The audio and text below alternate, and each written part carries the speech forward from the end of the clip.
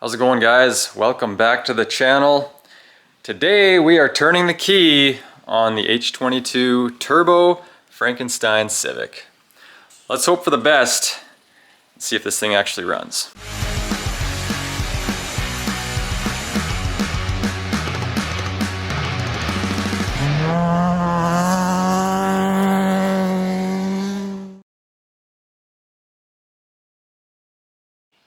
So got Tim here today helping me out. We've basically got everything together, double checked everything we can think of. It's full of fluids, right, Matt? Yeah, no fluids, leaks. Checked for leaks. We had a couple leaks which I think have been fixed now.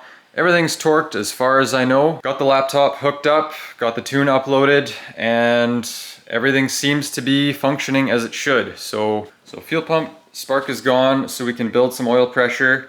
If that all looks good, we can hook that up, prime the fuel, make sure we're getting the correct fuel pressure.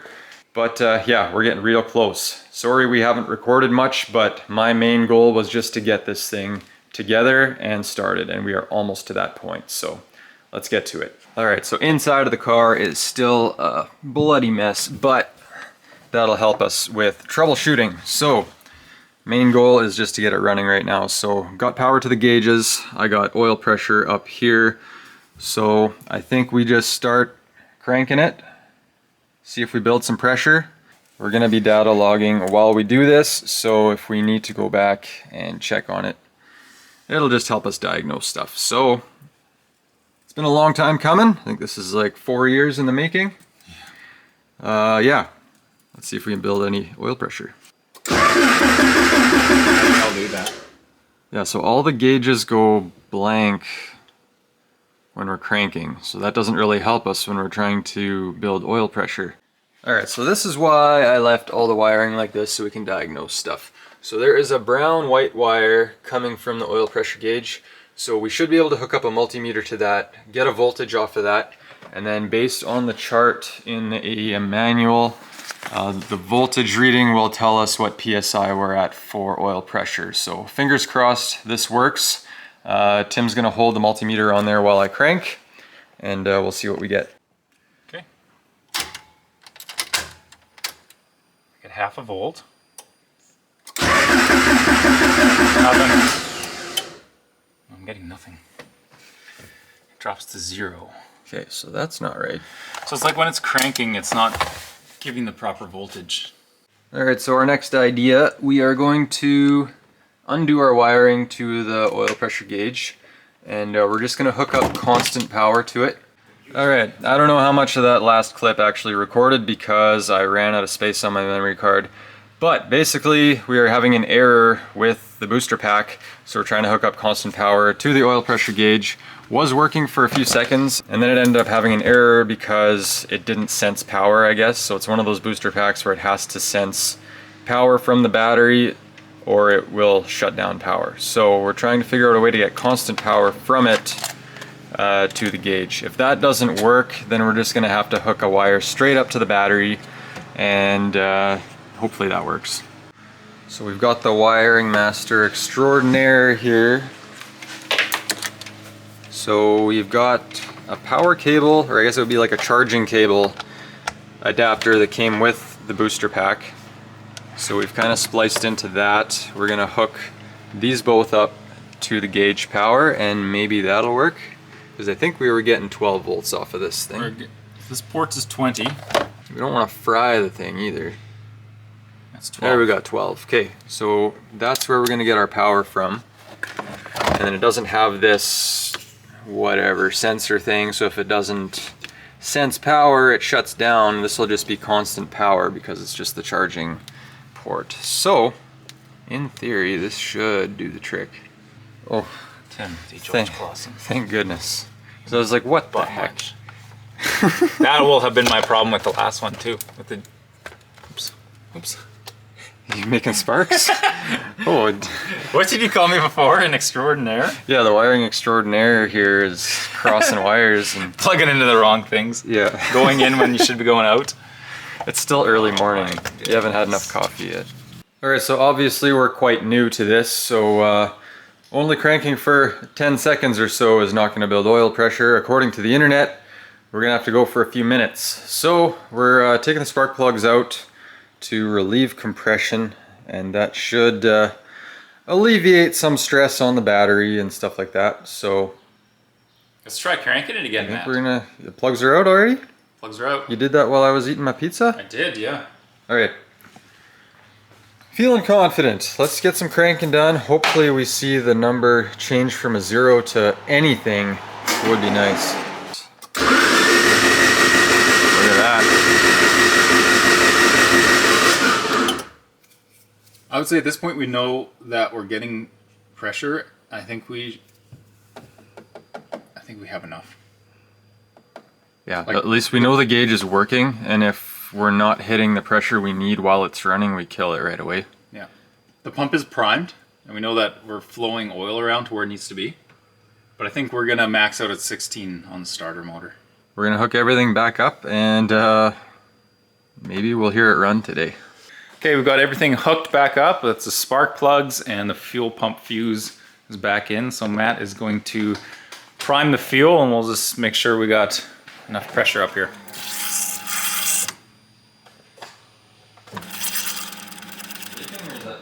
No, it's just air, I think, passing through the system. Sounds good. We're hovering around 40 to 43-ish, so that's kind of what we're hoping to be. I think it's just time to go for it, Matt. Doing this? We're ready. We're recording already.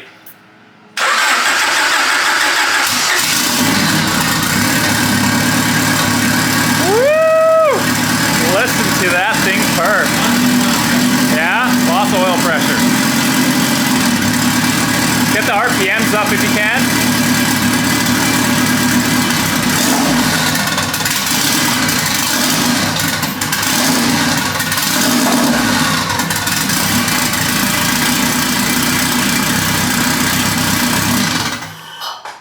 Okay. That's something. Yeah, so a little rich it seems. I don't know what you're seeing on the wideband. Smells very gassy. Dude, that sounded great. That fired right away too. Yeah. Like back on the stock H22, it took probably a good 15 to 20 seconds of cranking before it would start. So Yeah. that problem's fixed. That's fixed. It That's just all you need to do. Is just took 4 years and who knows how much money. But that sounded good. starting to sputter a bit. So like when I would step on it quickly, then it would kind of sputter like that. Right. Well, let's check our data log and see, make sure we're getting Yeah. all of our sensor inputs. All right, guys, it runs. Way too rich, but it runs. So it's gonna require a bit of tuning yet, but everything sounded good. We checked the timing with the distributor and a timing light. Everything seems good there. We are able to get it to rev up to, I had it up to 3,000 RPM and it was pretty steady. And then as soon as I took my foot off the gas, it stalled just because it flooded itself. So it is getting way too much fuel, but that is an easy fix. So I've been holding on to this bottle for a while. This is meant for first startup. This is a Glenfiddich 12-year Scotch, and we're going to enjoy this finally. Is this gonna get us banned? I don't know.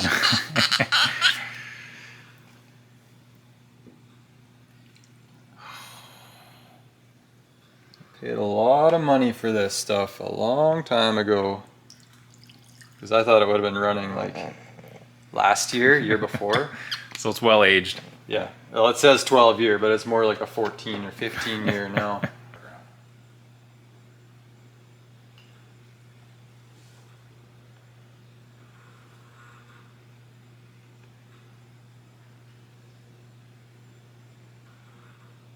Dang, that's good.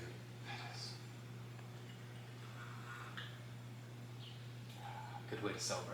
Alright guys, Tim had to head home after helping me get this thing started, but now it is time to clean up this monstrosity. We have been so busy getting this thing ready to start up, so we're gonna get going on the cleanup here. Once we're cleaned up, it is time to start putting this car back together.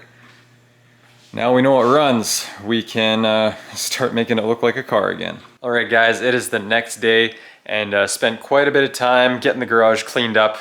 Got some work done on the car already, made myself a big list of stuff that has to get done before we can drive the car. So two of the biggest things that have to get done before we can drive it is obviously we need to get the tune redone so that it's not running so rich. It idles well for about 20 seconds or so, and then it starts to just run way too rich, and then it stalls out. So if I'm revving the engine, it'll stay running for a good chunk of time, but as soon as I let off the gas, it'll stall, and then it floods itself. So that's the first thing that has to get done. Then we have all this wiring in here that I need to get coiled up out of the way and secured, because it's kind of just all hanging right now. I did get started getting the HVAC blower fan and stuff all hooked back up, but I ran into a bit of a snag while I was cleaning it up. So this is what's left of the gasket, which as you can see is just disintegrated foam. So I got this surface all cleaned up. I'm gonna check work tomorrow to see if there's any kind of gasket that I can use on here. I've started securing all the wires over on this side, so everything's kind of coiled up and out of the way. This will all sit safely behind the fender, and once I have a fender liner in here, it'll all be protected. I still need to get the wires secured under here, and on the passenger side I just have one wire that I need to wire up yet for the rad fan switch. So that's a very simple one. Another problem we faced with this Clutchmaster, this barb fitting is actually too small for this hose. So no matter how tight I make this hose clamp, it still leaks. So that's kind of why I have the paper towel down here. It actually hasn't damaged the paint at all, so I'm very happy with that. But at the same time, it's very annoying to have to wipe this up all the time. So what I think I'm gonna do is try and get this barb fitting off of here and replace it with a bigger one. That should fix that problem. All right guys, update time. So we are about 2 weeks later now, and I've been slowly crossing off all the little stuff on the list, trying to get the Civic roadworthy. We are very close now. There's a couple things that I'm trying to get finished up, so here's where we're at. So I'm still working on getting this interior put back together, but as you can see, passenger side is basically all cleaned up. I got the ECU mounted, the blower fan is mounted, everything back here is where it needs to be. So really I just need to put the glove box back on, which is essentially an ECU cover now. It's no longer a glove box. Once that's on, then the passenger side is finished, and then I just need to put this center piece of the console back in. I need to coil up some of these wires and tuck them up underneath and get this part of the dash installed, and then we're done here. So not a whole lot left inside the car. So I got both front fenders on, grille, headlights, whole front end is finished apart from the bumper and the hood, but I think I'm just gonna run it like this for the time being. I just wanna make sure the thing drives. So at this point, this is drivable. Car is on the ground. We are no longer on jack stands. Everything underneath is finished.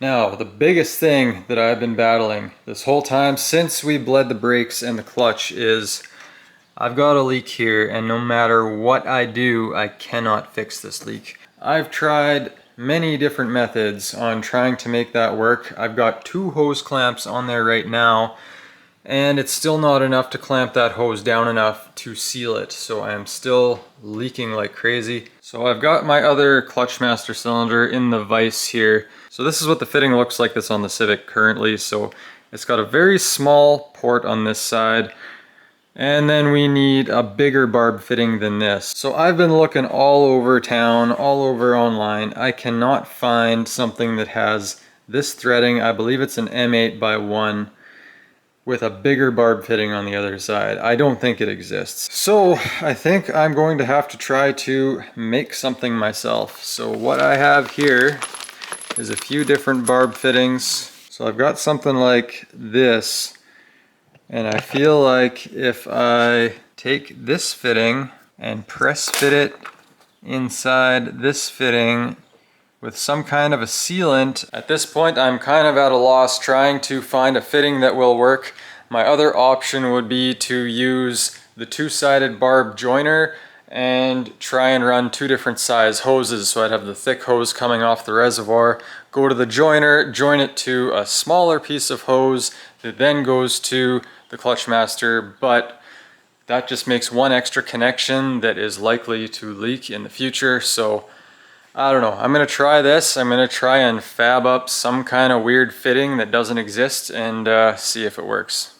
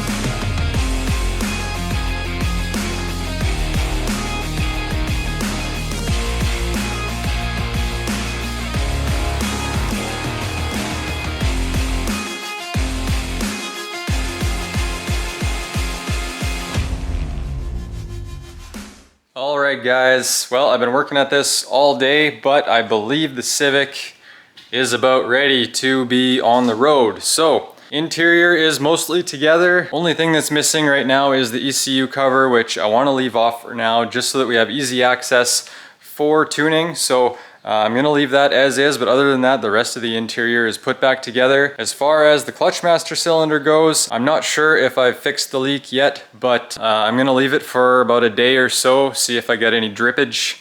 If we're dry, I'm gonna call it good. But that's going to about end it for this video, guys. Super stoked that we got the thing running and it's basically ready for the road. I do still have to get insurance for it so I can drive it on the road. For now, I think I'm just gonna try a few tests up and down the driveway, make sure that the clutch works and that the brakes work, and then I'm gonna get my tuner down here. We're gonna get some work done then. So stay tuned for that next time, guys. If you like what you see, guys, give me a thumbs up. Don't forget to subscribe and definitely drop a comment below. We love to hear feedback from you guys, and we will see you next time.